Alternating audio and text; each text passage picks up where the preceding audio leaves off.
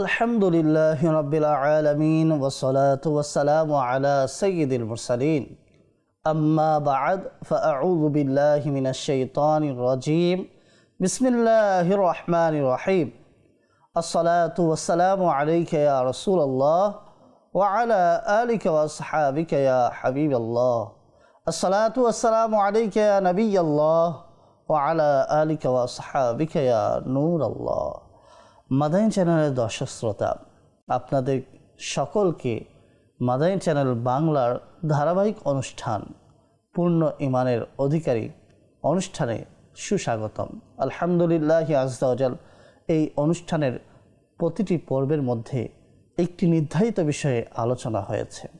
আমরা এই অনুষ্ঠানের মাধ্যমে জানতে পেরেছি যারা আল্লাহ সুবহানাহু ওয়া তাআলা এর নৈকট্যশীল বান্দা, তারা দুনিয়ার মায়া ত্যাগ করেছেন।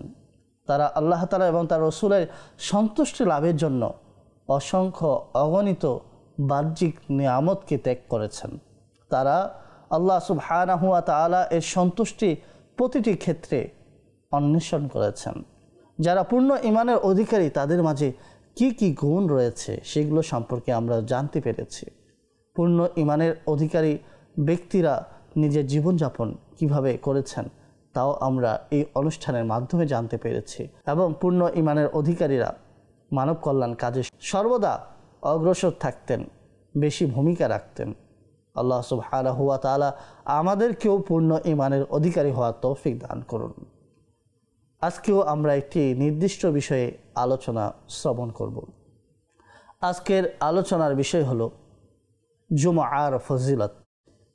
আমাদের সপ্তাহে যতগুলো দিন রয়েছে তার মধ্যে একটি দিন হলো জুমআ, যাকে বাংলায় আমরা শুক্রবার বলে থাকি। এটির অনেক ফজিলত রয়েছে। এটি সকল দিনের সরদার। জুমার দিন একটি বিশেষ দিন। এই দিনের অসংখ্য অগণিত ফজিলত রয়েছে। আমরা ইনশাআল্লাহ আযজা ওয়া জাল্লা আজকে ধারাবাহিকভাবে শোনার চেষ্টা করব। তার পূর্বে আসুন আমরা রাসূলুল্লাহ সাল্লাল্লাহু আলাইহি ওয়াসাল্লামের প্রতি দুরূদ ও সালাম পেশ করার ফজিলত সম্পর্কিত একটি হাদিস শ্রবণ করে নিই। রাসূল করিম সাল্লাল্লাহু তাআলা আলাইহি ওয়া আলিহি ওয়াসাল্লাম ইরশাদ করেন, যে ব্যক্তি আমার উপরে দৈনন্দিন 50 বার দরুদ শরীফ পাঠ করবে, আমি কিয়ামতের দিন তার সাথে মুসাফাহা করব। সুবহানাল্লাহ। সাল্লু আলাল হাবিব সাল্লাল্লাহু তাআলা আলা মুহাম্মদ সাল্লাল্লাহু তাআলা আলাইহি ওয়া আলিহি ওয়াসাল্লাম। মাদানী চ্যানেল দর্শক শ্রোতা, আজকের আলোচনার বিষয় হলো জুমআর ফজিলত। অর্থাৎ আমরা আজকে শুনব ইয়াউমুল জুমআর কি কি ফজিলত কোরআন ও হাদিসের আলোকে এসেছে তা জানব এবং সেগুলোর উপরে আমল করার চেষ্টা করব ইনশাআল্লাহ আযজা ওয়া জাল্লা। আল্লাহ সুবহানাহু ওয়া তাআলা পবিত্র কোরআনে কারীমের মধ্যে ইরশাদ করেছেন, বিসমিল্লাহির রহমানির রহিম, ইয়া আইয়ুহাল্লাযীনা আমানু ইযা নুদিয়া লিস-সালাতি মিন ইয়াউমিল জুমআতি ফাসআউ ইলা যিকরিল্লাহ। হে ঈমানদারগণ, যখন তোমাদেরকে জুমআর দিন নামাজের প্রতি আহ্বান করা হয় তখন দৌড়িয়ে যাও আল্লাহ তাআলার জিকিরের দিকে। এবং আল্লাহ সুবহানাহু ওয়া তাআলা আরও বলেন, ওয়াজারুল বাইআ, এবং তৎক্ষণাৎ বেচাকেনা পরিহার করো। যালিকুম খায়রুল লাকুম, এটা তোমাদের জন্য উত্তম। ইন কুনতুম তা'লামুন, যদি তোমরা জানো। অতঃপর আল্লাহ তাআলা ইরশাদ করেন, ফাইদা কুদিয়াতিস সালাতু ফান্তাশিরু ফিল আরদি। অতঃপর যখন নামাজ পরিপূর্ণ হয়ে যায় তখন জমিনে প্রসারিত হয়ে যাও এবং আল্লাহ তাআলার ফজল দয়া অন্বেষণ করো। তারপরে আল্লাহ তাআলা আরও বলেন, ওয়াজকুরুল্লাহা কাসীরান লাআল্লাকুম তুফলিহুন, এবং অধিকারে আল্লাহর স্মরণ করো যাতে তোমরা সফলকামী হতে পারো। মাদানী চ্যানেলের দর্শক শ্রোতা, এই আয়াতের মাধ্যমে আমরা জানতে পারলাম জুমার দিনের ফজিলত। জুমার দিন যখন নামাজের প্রতি আহ্বান করা হবে, মুয়াজ্জিন যখন আজান দিবে, তখন যেন আমরা ছুটে যাই মসজিদের দিকে, তখন যেন আমরা মসজিদে অবস্থান করি, নামাজের দিকে আসি, বেচা কেনা নিজের ব্যস্ততাকে পরিহার করি, আল্লাহ তাআলার সন্তুষ্টির জন্য জুমার নামাজ আদায় করি। এই আদেশ, এই আহ্বান জানানো হয়েছে আমাদেরকে। আমরা ইতিহাস খুললে ইতিহাসের পাতায় পাতায় দেখতে পাই সাহাবায়ে কেরামের যুগে, তাবেঈন, আইম্মায়ে কেরামের যুগে আমরা এমন অনেক ঘটনা শুনেছি যে তারা মসজিদে অনেক দ্রুত পৌঁছে যেত। মসজিদে থাকা অবস্থায় তারা জুমার আযান শ্রবণ করত। আল্লাহু আকবার। জুমার দিনের একটি ফজিলত, গুরুত্ব তাদের কাছে ছিল। আজ আমাদের মাঝেও জুমার দিন আসে, কিন্তু অধিকাংশ ক্ষেত্রে দেখা যায় আমরা সব সময় চেষ্টা করি এমন সময় যাওয়ার যাতে ইমাম সাহেব আল্লাহু আকবার বলে নামাজ শুরু করবে আর আমরাও নামাজ পড়ব, 2 রাকাত নামাজ শেষ হয়ে যাবে, আমরা বাসায় দ্রুত গতিতে ছুটে যাব। না, প্রিয় ইসলামী ভাই, জুমার দিন বরকত হাসিল করার দিন, জুমার দিন গুরুত্বপূর্ণ দিন, জুমার দিন বান্দার কল্যাণ কামনা করার দিন, জুমার দিন মৃত পিতামাতার জন্য বিশেষ দোয়া করার দিন, জুমার দিন নিজের কল্যাণ চাওয়ার দিন, জুমার দিন নিজের পেরেশানি থেকে মুক্ত হওয়ার জন্য আল্লাহ তাআলার দরবারে ফরিয়াদ করার দিন, জুমার দিন অধিক হারে আল্লাহকে স্মরণ করা, আল্লাহর জিকির করার দিন। মাদানী চ্যানেল দর্শক শ্রোতা, আসুন না আমরা এদিকে ফিরে আসি, আমরা সেই পথে পরিচালিত হই যাদের কথা আমরা নামাজের মধ্যে স্মরণ করে থাকি।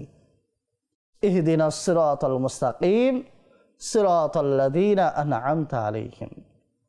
হে আল্লাহ, আমাদেরকে সহজ সরল পথে, সঠিক পথে পরিচালিত করো, তাদেরই পথ যাদের প্রতি তুমি অনুগ্রহ করেছ। তাদের প্রতি অনুগ্রহ করা হয়েছে, নেক বান্দাদের প্রতি অনুগ্রহ করা হয়েছে। আমাদেরকে সেই পথের পথিক হতে হবে, তাহলেই আমরা উভয় জগতে কামিয়াব হতে পারব। মাদানী চ্যানেল দর্শক শ্রোতা, আমরা জুমার দিনের ফজিলত শ্রবণ করছি। আসুন হাদিসের আলোকে আমরা কিছু জুমার ফজিলত শ্রবণ করব। তার পূর্বে জেনে নিই জুমার পূর্ব নাম কি ছিল। জুমা অর্থাৎ সমবেত হওয়ার দিন, মানুষের একত্রিত হওয়ার দিন। জাহিলি যুগে এই দিনকে বলা হতো আরুবা। নবী করিম সাল্লাল্লাহু তাআলা আলাইহি ইসলামের আগমনের প্রায় 560 বছর পূর্বে কাব বিন লুয়াই নামক একজন ব্যক্তি এই দিনের নাম রেখেছিল জুমা। কেননা সেই যুগে কুরাইশরা এই দিনে একত্রিত হতো এবং কাব নামক ব্যক্তি খুতবা প্রদান করত। আর তার খুতবার মাঝে অধিকাংশ এমন হতো যে পূর্ব আসমানি কিতাবগুলোর মাঝে রাসূলুল্লাহ সাল্লাল্লাহু আলাইহি ইসলামের যে ফজিলত রয়েছে, রাসূলুল্লাহ সাল্লাল্লাহু আলাইহি ইসলামের ভালো আলোচনার কথা উল্লেখ রয়েছে, সে নিজের খুতবার মধ্যে সেগুলো আলোচনা করত এবং রাসূলুল্লাহ সাল্লাল্লাহু আলাইহি ইসলামের আগমনের সুসংবাদ প্রদান করত।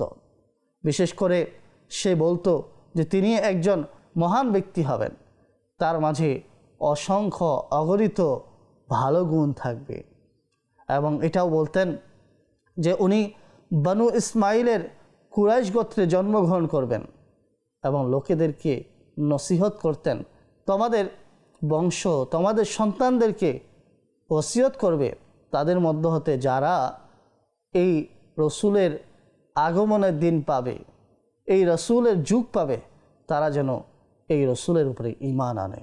অর্থাৎ তার খুতবার অধিকাংশ অংশ হতো আপনার আমার প্রিয় নবী রসুল আরবি সাল্লাল্লাহু তাআলা আলাইহি ইসলামের আলোচনা, রসুল্লাহ সাল্লাল্লাহু আলাইহি ইসলামের শান মানের আলোচনা।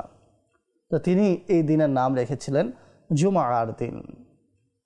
তো এই নামটা জুমা, এটা জাহেলি যুগে শুধুমাত্র কুরাইশদের মাঝেই প্রসিদ্ধ ছিল, তারাই জানতো যে এই দিনের নাম জুমা। বাকি আরবদের মাঝে এই দিনটি জুমা নামে প্রসিদ্ধি লাভ করে নাই, বরং তারা আরুবা নামে জানতো। কিন্তু রাসূলুল্লাহ সাল্লাল্লাহু আলাইহি ইসলামের আগমনের পরে এই দিনটি জুমা নামে এত বেশি প্রসিদ্ধতা লাভ করে যে আরুবা যে এই দিনের নাম ছিল মানুষ এটা ভুলেই গেছে। এমনকি আরবি ডিকশনারি থেকে, আরবি ভাষা থেকেও আস্তে আস্তে এটা একেবারে বিলুপ্তের পথে চলে গেছে। মাদানী চ্যানেল দর্শক শ্রোতা, আসুন এই পবিত্র দিন সম্পর্কে আমরা কিছু শ্রবণ করি।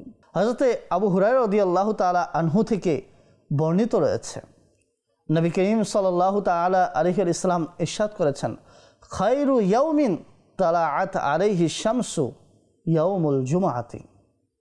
সর্বোত্তম দিন যেই দিনে সূর্য উদিত হয়েছে সেই দিনটি হলো জুমার দিন। অর্থাৎ প্রতিদিন দিনের বেলা তো সূর্য উদিত হয়, তো সূর্য যেই দিনগুলোতে উদিত হয় সেই দিনগুলোর মধ্যে সর্বোত্তম দিন হলো জুমার দিন। কেন? কারণ কি, ফিহি খুলিকা আদামু, এই দিনে হযরতে আদম আলাইহিস সালামকে সৃষ্টি করা হয়েছে। ও ফিহি উদখিলাল জান্নাত, এই দিনে হযরতে আদম আলাইহিস সালামকে জান্নাতে প্রবেশ করা হয়েছে। ও ফিহি উখরিজা মিনহা, আর এই দিনে আদম আলাইহিস সালামকে জান্নাত থেকে বের করে পৃথিবীতে পাঠানো হয়েছে। এবং আল্লাহ সুবহানাহু ওয়া তাআলা এর প্রিয় রাসূল সাল্লাল্লাহু আলাইহি ওয়াসাল্লাম ইরশাদ করেন, ওয়ালা তাকুমুস সাআতু ইল্লা ফি ইয়াউমিল জুমআতি, আর কিয়ামত জুমার দিনেই কায়েম হবে। সহিহ মুসলিম শরীফের মধ্যে এটি বর্ণিত রয়েছে। মাদানী চ্যানেলের দর্শক শ্রোতা, আমরা বুঝতে পারলাম সূর্য উদিত হয় দিনের বেলা, আর প্রতিদিনের মধ্যে সর্বোত্তম দিন হলো জুমার দিন, ফজিলতপূর্ণ একটি দিন। এইভাবে আসুন বুখারী ও মুসলিম উভয় কিতাবের মধ্যে বর্ণিত হাদিস আমরা শ্রবণ করি। হযরতে আবু হুরায়রা রাদিয়াল্লাহু তাআলা আনহু থেকে বর্ণিত রয়েছে, নবী করিম রউফুর রহিম সাল্লাল্লাহু তাআলা আলাইহি ওয়া আলিহি ওয়াসাল্লাম ইরশাদ করেন, ইন্না ফিল জুমআতি লাসাআতুল লা ইউআফিকুহা আবদুন মুসলিমুন ইয়াসআলুল্লাহা ফিহা খায়রান ইল্লা আ'তাহু ইয়্যাহু, নিশ্চয় জুমার দিনে এমন একটি সময় রয়েছে যদি মুসলমান তাতে কল্যাণ কামনা করে তাহলে আল্লাহ তাআলা তাকে তা অবশ্যই প্রদান করবে। আল্লাহু আকবার। আজ মুসলমান বিভিন্ন পেরেশানিতে রয়েছে, আমরা মানুষকে বলছি, আজ আমরা আমার পরিবারের সমস্যা মানুষের কাছে গিয়ে বলছি না, জুমার দিন সুযোগ পেয়েছি আল্লাহ তাআলার দরবারে কেঁদে কেঁদে ফরিয়াদ করি, নিজের জীবনের দুঃখগুলো কষ্টগুলো আল্লাহ সুবহানাহু ওয়া তাআলা এর দরবারে আরজ করি, এর মাঝে অন্তরের প্রশান্তি লাভ হবে। মাদানী চ্যানেল দর্শক শ্রোতা, এভাবে মুসলিম শরীফে বর্ণিত হাদিস আরেকটি আমরা শ্রবণ করি। হযরতে আবু বুরদা ইবনে আবি মুসা বললেন, আমার পিতা নবী করিম সাল্লাল্লাহু আলাইহি ওয়াসাল্লামকে জুমার দিনের বিশেষ মুহূর্তের ব্যাপারে বলতে শুনলেন। তিনি বলেন, হিয়া মা বাইনা আই ইয়াজলিসাল ইমামু ইলা আন তুকদা সালাতু, জুমার বিশেষ মুহূর্ত হলো ইমামের মিম্বরে বসার সময় থেকে নিয়ে নামাজ শেষ হওয়া পর্যন্ত, এটি হলো একটি বিশেষ মুহূর্ত। হযরতে আনাস রাদিয়াল্লাহু তাআলা আনহু বর্ণনা করেন, নবী করিম সাল্লাল্লাহু তাআলা আলাইহি ওয়াসাল্লাম ইরশাদ করেছেন, ইলতামিসুস সাআতাল্লাতী তুরজা ফি ইয়াউমিল জুমআতি বা'দাল আসরি ইলা গায়ুবাতিশ শামসি, জুমার দিন দোয়া কবুলের মুহূর্ত হলো আসর থেকে সূর্য ডুবা পর্যন্ত তালাশ করো, অন্বেষণ করো। তার মানে জুমার দিন দোয়া কবুলের মুহূর্তকে আসরের পর থেকে নিয়ে সূর্য ডুবা পর্যন্ত অন্বেষণ করো। তার মানে বোঝা গেল বিশেষ মুহূর্ত এটি আসর থেকে মাগরিবের মাঝখানেও রয়েছে। তাহলে আমরা বুঝতে পারছি জুমার দিন অনেক ফজিলতপূর্ণ দিন। আমরা একের পরে এক হাদিস শ্রবণ করছি, আমরা এই শোনার মধ্যে সীমাবদ্ধ থাকব না, আমরা আমলে আসব, আমরা এগুলোকে বাস্তব রূপ দিব, যত বেশি সম্ভব এই দিনে কল্যাণ কামনা করব, আল্লাহ তাআলার কাছে চেয়ে নিব, তাহলে আমরা সফল হতে পারবো। সুযোগ রয়েছে আমাদের কাছে। আরও হাদিস বর্ণনা করছি। নবী করিম সাল্লাল্লাহু তাআলা আলাইহি ওয়াসাল্লাম এই দিনের ব্যাপারে অগণিত ফজিলত বর্ণনা করেছেন। হযরত আবু হুরায়রা রাদিয়াল্লাহু তাআলা আনহু থেকে বর্ণিত, নবী করিম সাল্লাল্লাহু তাআলা আলাইহি ওয়াসাল্লামকে জিজ্ঞেস করা হলো, লিআইয়ি শাইইন সুম্মা ইয়াউমুল জুমআতি, এই দিনের নাম জুমআ কেন রাখা হলো? তখন নবী করিম সাল্লাল্লাহু তাআলা আলাইহি ওয়াসাল্লাম ইরশাদ করেন, লিআন্না ফিহা তুবিআত তিনাতু আবিকা আদম, কেননা এই দিনে আদম আলাইহিস সালামের মাটির খমির করা হয়েছিল। ওয়াফিহা সাআকাতু ওয়াল বাআসাতু, আর এই দিনেই সিংহায় ফুৎকার দেওয়া হবে এবং পুনরায় উঠানো হবে। ওয়াফিহাল বাতশাতু, আর এই দিনেই কঠোরভাবে পাকড়াও করা হবে। ওয়াফি আখিরি সালাসি সাআতিন মিনহা সাআতুন মান দাআল্লাহা ফিহা উস্তুজিবা লাহু, আর এই দিনের শেষ 3 মুহূর্তের মধ্যে একটি মুহূর্ত এমন রয়েছে যাতে দোয়া কবুল করা হয়। এই হাদিসটি বর্ণিত রয়েছে মুসনাদে আহমদের মধ্যে। এভাবে আরেকটি হাদিস আমরা শ্রবণ করি, ইবনে মাজাহ শরীফের হাদিস। হযরত আবু দারদা রাদিয়াল্লাহু তাআলা আনহু থেকে বর্ণিত, নবী করিম সাল্লাল্লাহু তাআলা আলাইহি ওয়াসাল্লাম ইরশাদ করেন, আকসিরুস সালাতা আলাইয়া ইয়াউমাল জুমআতি, জুমার দিন আমার উপরে অধিক হারে দুরূদ শরীফ পাঠ করো। কেন? ফাইন্নাহু মাশহুদুন, কেননা এটা হলো ইয়াউমে মাশহুদ, উপস্থিতির দিন। এই দিন ফেরেশতারা উপস্থিত হয়ে থাকে।